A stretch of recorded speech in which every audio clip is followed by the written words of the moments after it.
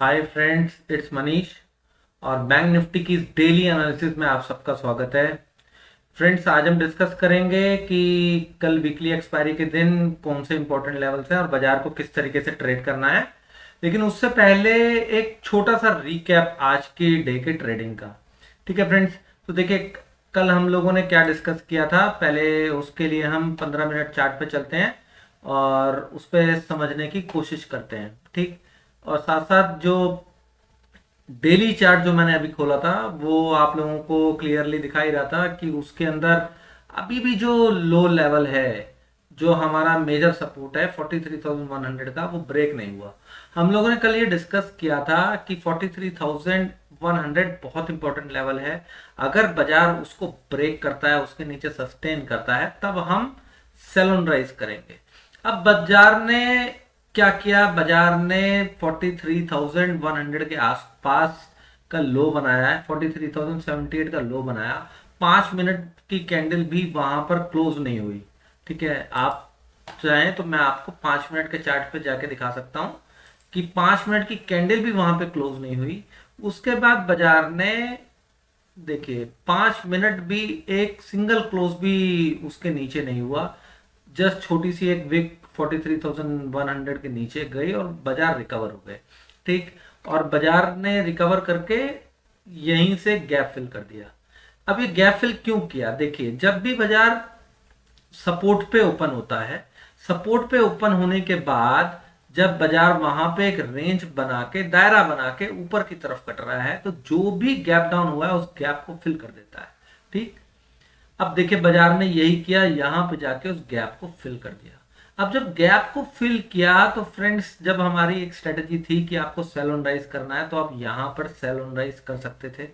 जब ये नीचे उसने बेस बनाया, करीब करीब 25 मिनट तक यहाँ पे ट्रेड करता रहा, उसके बाद ऊपर की तरफ ब्रेक किया, तो हमारे को वहां पे भी एक अच्छा ट्रेड मिल गया। अगर किसी ने ये दोनों ट्रेड नहीं लिए तो फ्रेंड्स, मैं इसीलिए आप लोगों को बता रहा हूँ कि नेक्स्ट टाइम ध्यान रखिएगा। उसके बाद बाजार ने यहाँ पर, देखिए फ्रेंड्स, 12:15 बजे के करीब एक हायर बॉटम बनाया, वो भी डबल बॉटम बनाया यहाँ पे। फिर उसके बाद धीरे धीरे करके ऊपर निकल गया। ठीक है, अब रियल ट्रेंड बाजार का क्या रहा? रियल ट्रेंड देखिए फ्रेंड्स, उसके लिए हम लोग दोबारा से डेली चार्ट पे चलते हैं और अबे समझते हैं कि अब बाजार क्या लग रहे हैं, क्या कल पॉसिबल है। ठीक, तो देखिए अभी तक बाजार ने ये जो हमारा सपोर्ट जोन है, जो कि 43,080 से स्टार्ट होता है और ये जाता है 43,670-80 के आसपास। ठीक है, सॉरी 650 के आसपास। तो ये जो पूरा का पूरा जोन है फ्रेंड्स, इस जोन के अंदर ही लास्ट 3 दिन से वहां पे ट्रेड कर रहा है और उसको ब्रेक नहीं किया है। तो जब ब्रेक नहीं किया तो हमारा कोई sell on rise trade active ही नहीं हो रहा। ठीक, तो हमारे को इसी रेंज के अंदर ऊपर और नीचे दोनों तरफ कारोबार करना पड़ेगा। ठीक है, अभी ओवरली चार्ट पे हम लोग देख लेते हैं कि ये ओवरली चार्ट ओपन किया है। तो देखिए ओवरली चार्ट की जो ट्रेंड लाइन है फ्रेंड्स, वो फाइनली आज इसने ब्रेक करी है। लेकिन बाजार अगर गैप अप खुल के ऊपर सस्टेन कर जाते हैं तो फिर हमें ट्रेंड लाइन एडजस्ट करनी पड़ेगी।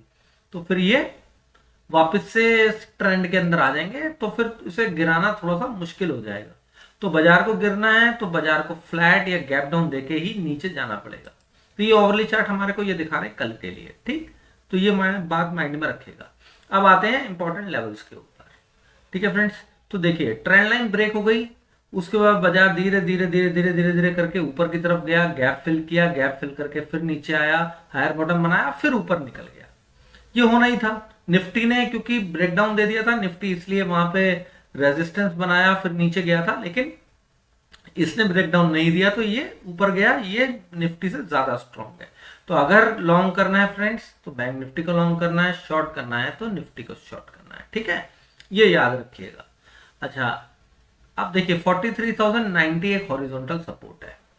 ठीक, अब बाजार अगर उसको कल गैप डाउन देता है, गैप डाउन देके अब 300 पॉइंट का फ्रेंड देखिए गैप डाउन हो जाएगा, तो बाजार के अंदर वैसे ही कोई सेल साइड स्ट्रेंथ नहीं बचेगी। पहला कि 43,100 तक सीधा गैप डाउन के बाद आ जाता है और 200 पॉइंट का एक गैप डाउन आ जाता है। ठीक है, तो 43,090 एक इंपॉर्टेंट सपोर्ट का काम करेगा। अगर बाजार यहां पर दोबारा से बेस बनाते हैं तो हम क्या करेंगे, हम ये देखेंगे कि भाई 43,130 के ऊपर टिक जाए। 43,130 के ऊपर अगर टिक जाता है तो फिर हम ट्रेड लेंगे और 43,310 का हमारा टारगेट होगा, 43310 का हमारा टारगेट होगा अगर वो यहां पर बेस बना लेता है तो।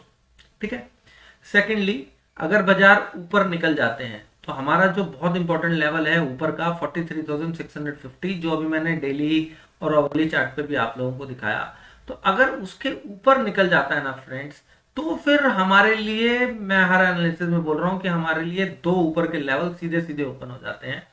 पहला साइकोलॉजिकल लेवल है जो कि है 44,000 का, और दूसरा ऑल टाइम हाई है 44,150 का। ठीक है फ्रेंड्स। अच्छा, अब अगर बाजार कल नीचे आता है और ये जो हमारा 43,009 लेवल है, चाहे वो धीरे धीरे करके नीचे आए या फिर उसके नीचे ही गैप डाउन खोल ले और सस्टेन हो जाए, याद रखिएगा इतने बड़े गैप डाउन के बाद सस्टेन होना जरूरी है।